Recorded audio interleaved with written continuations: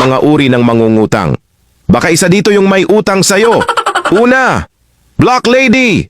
Ito ang tawag sa mangungutang na matapos mong pautangin ay ibablock ka sa Facebook. Pangalawa, Zombieist Mode. Ito naman ang tawag sa mangungutang na Beast Mode. Pag sinisingil, G na G ang peg. Pangatlo, Engkanto. Ito yung tawag sa nangungutang na, pero ikaw pa ang ichichismis sa may kanto. Pang-apat, Bampera.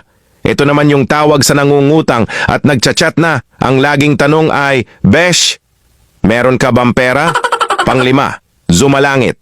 Ito naman yung mangungutang na pinagpapasalangit at pinagdadasal mo na lang ang kaluluwa dahil wala nang balak magbayad.